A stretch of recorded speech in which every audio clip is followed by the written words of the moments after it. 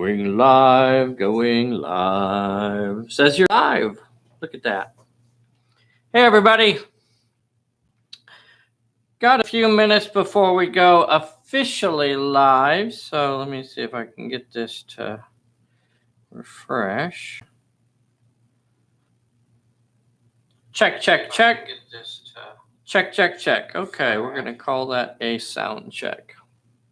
So Bessy is sick tonight, boys and girls, and Max was sick earlier in the week, so he was running a fever for a couple days. We took him to the doctor, and now Bessy is sick, so if the cycle of things continues, I guess I'll be the next one to get sick. But right now, Bessy is curled up in bed trying to rest, so she will not be joining us tonight, unfortunately, but she needs her rest. Let's see. We do have a bunch of stuff to go over tonight, though. I have a lot of things I want to cover with you guys, so this is going to be a good one. We're going to keep it down to no more than 30 minutes tonight. We're going to talk about some postal issues that we're experiencing. We're going to talk about the Inviso bases. If you saw our video earlier today, we kind of talked a little bit about the bases that we use. We're going to talk about a couple cool models. Jerry, our buddy Jerry, was over today working on some stuff, so I wanted to show you. You can barely see them here. I'll get you a better view of these. These look really cool. They're just put together today, so they haven't been painted or anything, but these are really cool. We're going to talk about terrain. One of the questions and one of the conversations that came up on the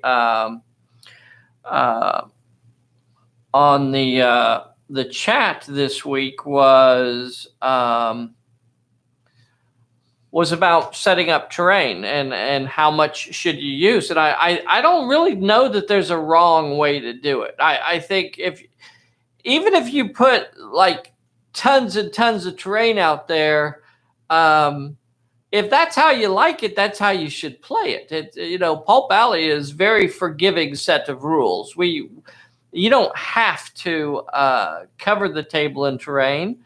And you can also play games where the terrain is fairly sparse and still have a lot of fun. So you should feel comfortable doing it however you want.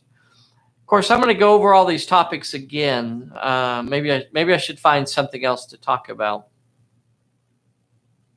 We have had mosquitoes like crazy all over the place. Mosquitoes. You just about cannot go outside without mosquitoes swarming all over you. It is crazy. We had several days of rain, and then mosquitoes going crazy all over the place. Let's see, where are we at on our time? Is it official yet? We will go live in about 1 minute. We still have 1 minute before we go officially live. I'm going to show you the table that we have set up for this really cool scenario that we're going to be playing on Sunday. So you want to watch and see how this is set up. If you don't have scenario number 12 out of the China station, it is the climax scenario, the one for all of the marbles. And this is going to be a lot of fun. It's almost more of a throwback to more of a military style scenario. There are specific positions scattered around the table that you have to take. And again, I'm probably saying too much because I'm going to end up repeating myself. I don't think Bessy is going to be able to join us. I hope she is resting. So we're probably at our mark now. Yes, we are. Hey, everybody, this is Dave here at Pulp Alley, and tonight we are live. We got a lot of fun topics to talk about. We're going to talk about some terrain, how to set it up, and maybe a few tips. We're also going to be looking at the terrain that we have set up for Sunday, and this is really, really cool.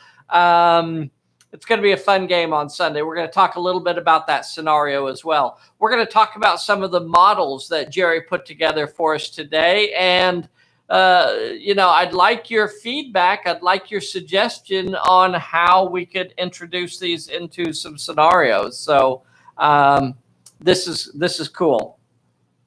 We posted a video earlier today about the Inviso bases, these really, really small, very thin plastic bases that we use. And, one of the things that I think that comes up once in a while is I don't want to use them because my figures will fall over, or I don't want to use them because they're too small, or, and boys and girls, we have been using them nigh on for 10 years.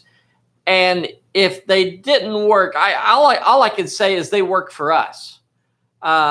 Even figures that have only one contact point. In that video today, I showed you Speedy, the Speedy model. She only has 1 foot coming down and touching that base. There is no pinning. There's no nothing like that. Once in a while, and I would say maybe every year or so, maybe a base falls off. And you know how long it takes me to fix it? Like 5 seconds. You put 2 little drops of super glue and you stick it right back on and you're done. So even in the incredibly rare instance that a base falls off, it doesn't matter because it just takes no time at all to fix it. But anyway, our terrain also works well for the types of bases that we use. We have nice flat terrain. If you had terrain where your figures were always leaning and cockeyed and, you had a lot of contour hills, I could see these sort of bases not working for you because you need that extra weight at the bottom, kind of keeping those figures in place. So I'm the first to admit that these bases will not work for everybody. They work. They do a bang-up job for us, and we love them. There's a lot of reasons you should not switch over to using these, but we love them. Let's see. So I guess that's my Super Inviso base conversation. We have several videos out there about the Super Inviso bases that we use. So you can go through our videos and you can find the bases, the videos that we have done. We have shown you how to make your own bases, and I'll get the tool. I'll get the tool real quick. Hold on. Don't go away. I'll be right back. I promise. I'm just in the annex here.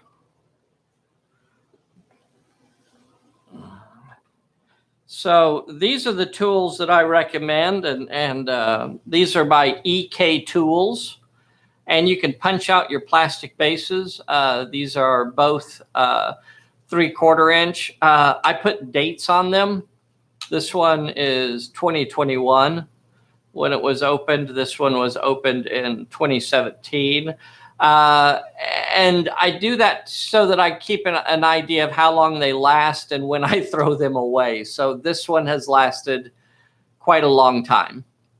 It is starting to get a little bit soft, and the metal on these is not super hard. So it's like a relatively soft aluminum, and it's not going to last you forever, but since 2017, that's been doing pretty good. But I did open up a new one recently. So you can find these either at your hobby stores, like a Hobby Lobby or a Michael's or something like that, or you can order them off of Amazon or online, hobby places. These are only about $10, and then you can find some cheap plastic. When we started off, we used the plastic that the figures came in, those clamshells. So pretty cool. So one of the hard things for tonight is that I won't be able to really respond a whole lot on the chat. Michael, GW Rules, he says super glue gel is best for that, not Zap-A-Gap. Very cool. Very cool. I do have some gel, but if you watch the video that we were doing this morning or that we posted this morning, that is just regular super glue. So honestly, I don't get real particular about those sorts of things, and I use whatever I have handy. I do have some gel super glue though, so if I had to, maybe I would use that as well. Never thought of weight issue. Yeah, the weight issue can be a problem, specifically if you have uneven terrain. If you have a lot of contour terrain and things like that, that extra little bit of weight matters. Also because they're so small. Let's see. Is the Pulp Alley shirt available in the store? It is not. And you know, it's the saga of the shirts. For me to get things done, I have to kind of put on blinders and focus on certain things at a time. It is very easy for me, and I know I have enough self-awareness to know that it is very easy for me to have 150 different projects going or more. And what that does for me is it means that I get nothing done at all. So right now it is very important that I focus on the characters book. So that's where I'm spending my time and my energy is on the things that I must get done. And that's pretty much a daily exercise of what has to be done today. So right now the books, the t-shirts are on the back burner. I'm not even thinking about them right now. This is a one-person operation. So everything that gets done, I basically have to do it. So, you know, it is what it is. Do you have a video on brawling, for example? There is a video on brawling out there. You should look at our tutorials, and it's relatively old. It's probably a year or so old, but I did 2 of them back to back. I did, I think, turn sequence or several of them back to back. And then I did brawling, and then I did a shooting video. So if you go in there, I think one of those was called something like 4-minute tutorial, and that was almost like the start of it. And then it goes on from there. So definitely a brawling video out there. And a shooting video as well. Let's see what else. Try a Redbubble store. You know what, Michael? That was something that you've mentioned before, and Bessy and I actually took a little bit of time to look at that. Again, I can't afford the distraction right now. So although that does look like it could be eventually a time saver, just diving into it right now might not be, I just can't do it right now. I remember looking at it and looking at some of the costs and things like that, and it looked like it might work. I wasn't sold on it, but maybe it is. I was thinking about doing my own embroidery on one of my mini fezzes. Very cool, Lord Grumpus. Send us a picture of your fez if you put some embroidery on there. Redbubble's a good idea, Michael says. The fight in the cafe. That's exactly right, Michael. Yeah, the brawl, it's around that little Emma's Cafe. Phantom Ace goes in there. I think he takes on a couple guys, and then in a brawl, and we talk about that. And then the next video after that is, I think, a shooting video, or maybe I got those reversed around. Maybe it's the other way around. Do you do Teespring? You can link it to videos. I don't know what that means, Sean. I think that's right. Sean, is that Sean Peck? He also did a video on one of the Thursday night live videos where he explains step by step. Okay. Yeah. So if you guys have links, and I guess I'll try and put some links out there too for these things so that folks can find those videos. I won't do it right now because I'm not smart enough to do that. True story. When you do, look at Dave Oakham's store on there. Okay. Alan Shanks. Very cool. Very cool. All right. Let me see what else I have on here. I want to probably pick up the camera and show you some of this stuff. I want to throw out, real quick, boys and girls, if you have not, please take a moment right now and make sure you click that like button for us. That means a lot. We need that so that YouTube will, realize that we're not just a bunch of sock puppets. I don't know what that is really. Someone said it recently to me, and I don't know exactly what it means, but click that like button for us right now. We need that like button clicked.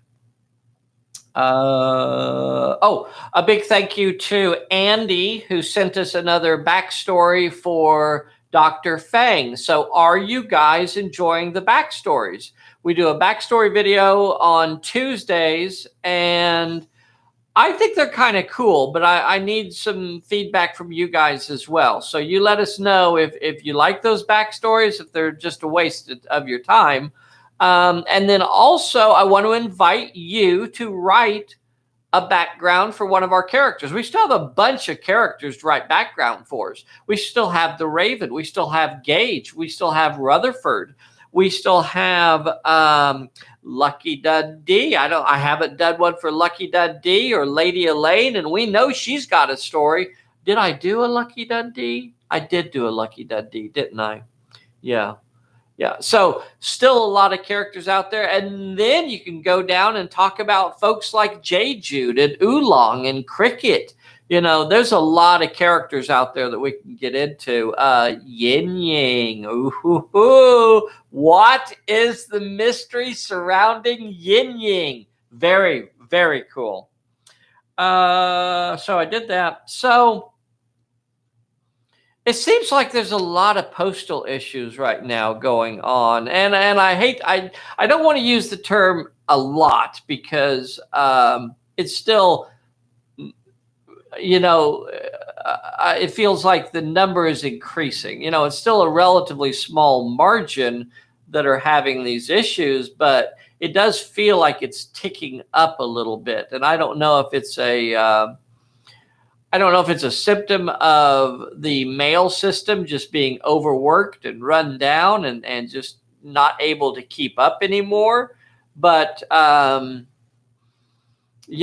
there's just been some weird stuff happening in the world of postage, and we're dealing with it as best as we can. Unfortunately, we hand it over to the Postal Service and we trust in their good faith that they're going to actually get it there in a timely way. And then, had one recently that was going overseas, and it sat in, I guess it was sent off a little over a month ago, and it's still in the United States. It hasn't even left America, and it was put in the mail like over a month ago. It's just like crazy examples like that I don't know. I guess we're trying to deal with it in open cases and things like that, but sometimes it's just not a lot that you can do, and you just have to put on patience and wait for it. I think I already talked enough about Super Inviso bases. There's a lot of stuff out there. If you're interested, you ought to check it out. We got these cool models, and I want to give you some zoom in on that, Levin. So I'm going to pick up the camera and move it over here, and I'm going to adjust my focus.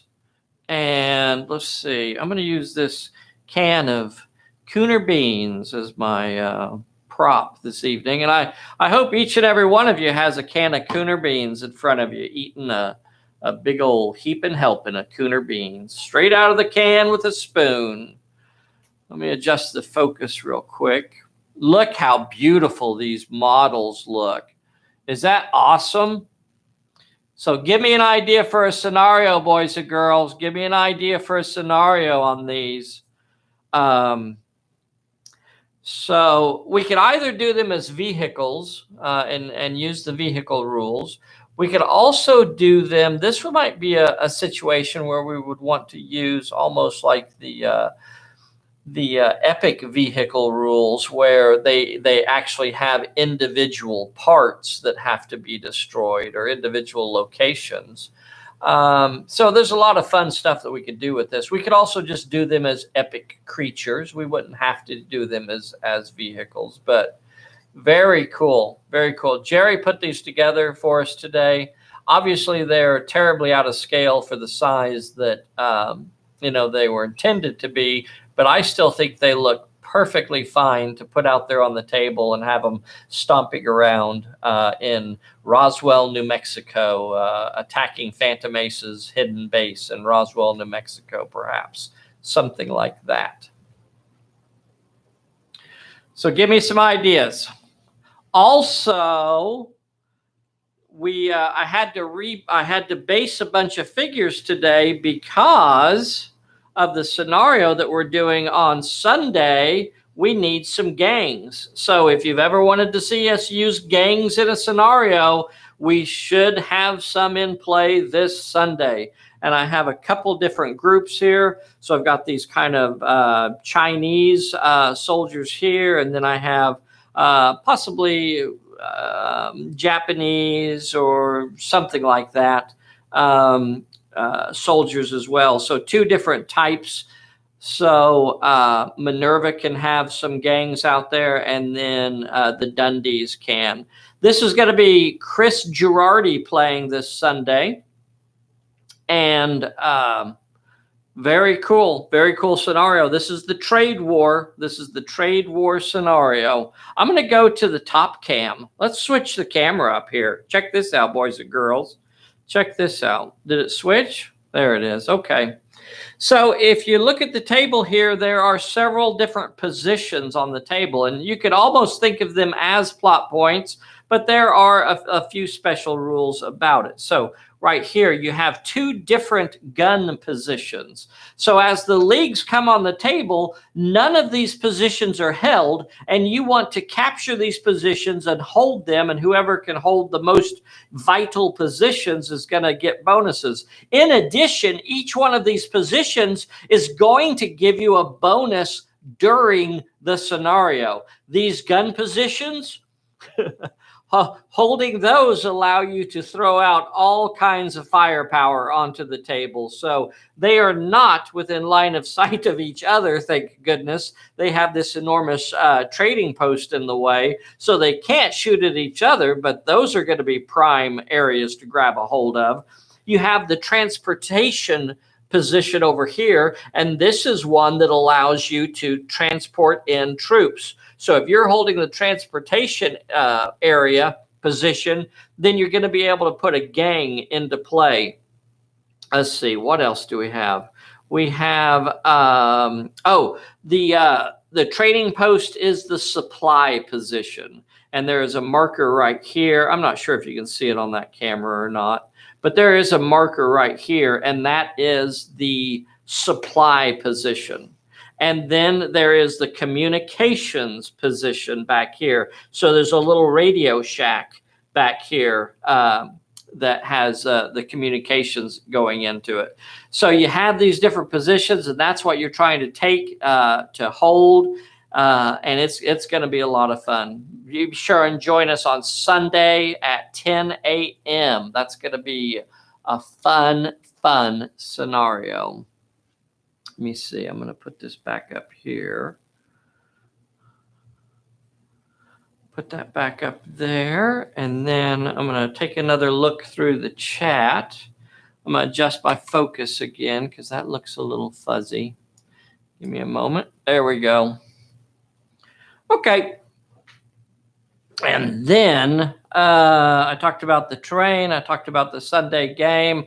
Boys and girls, remember, if you would like to get signed up for the Sunday game, be sure and send me an email or a message through Facebook, and we will get you signed up. We are just about hitting the end of this cycle, and that means I'm going to be sending out a lot of messages fairly quickly to try and get more folks signed up for the next cycle. And that's something I do think we're going to probably end up doing one of our campaign books for the next cycle.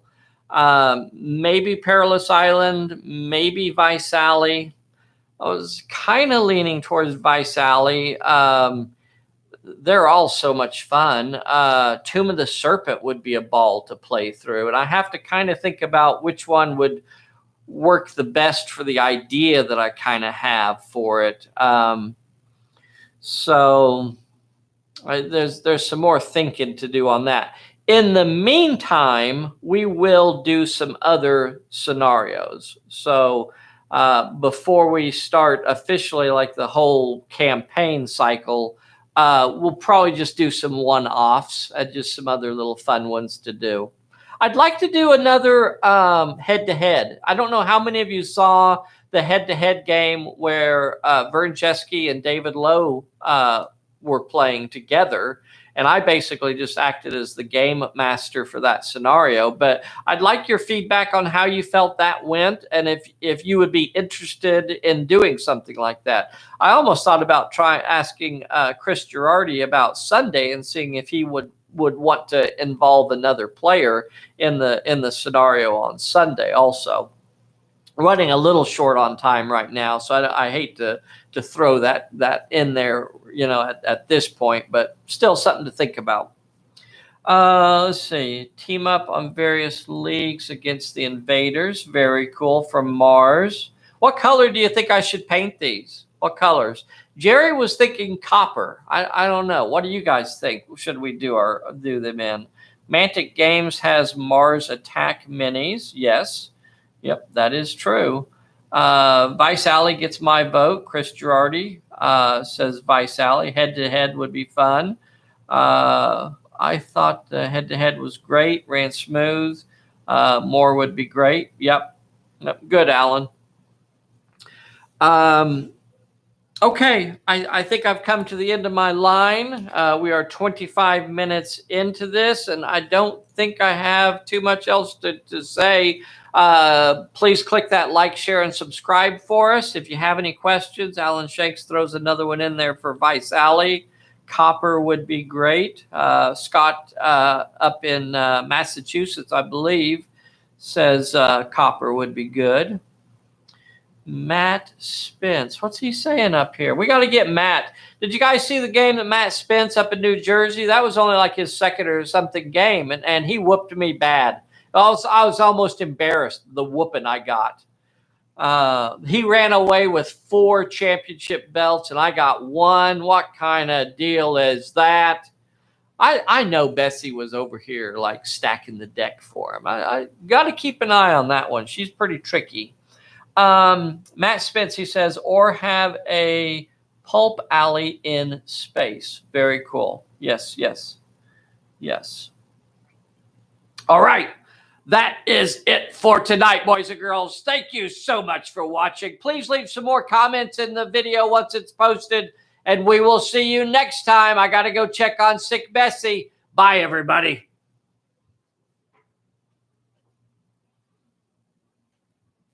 End stream. End now.